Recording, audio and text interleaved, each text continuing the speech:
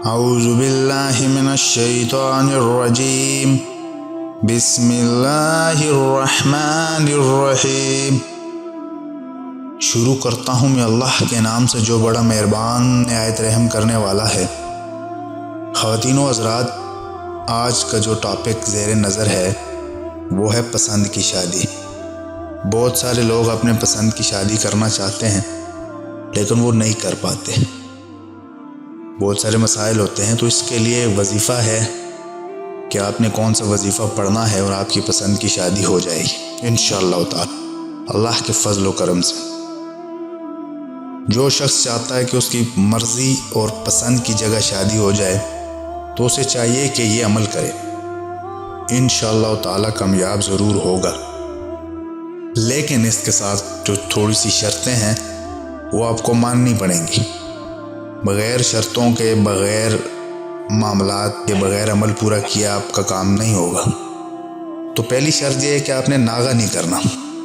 آپ نے یہ پڑھتے ہوئے ناغہ نہیں کرنا اور اس میں کمی پیشی نہیں کرنی۔ پورا کا پورا آپ نے صحیح گن کے پورے پڑھنا ہے، اس میں کمی پیشی نہیں کرنی اور باوضو یہ عمل کرنا ہے۔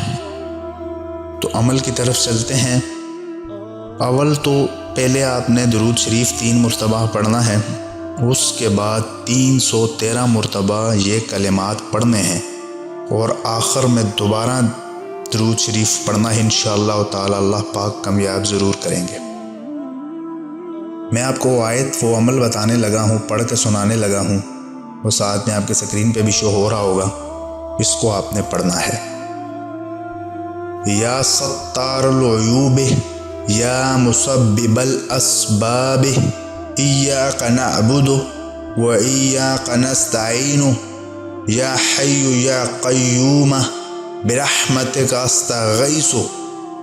یہ کلمات آپ نے پڑھنے ہیں اور آپ کی سکرین پہ بھی شو ہو رہے ہوں گے۔ انشاءاللہ تعالی آپ کی پسند کی شادی ضرور ہوگی۔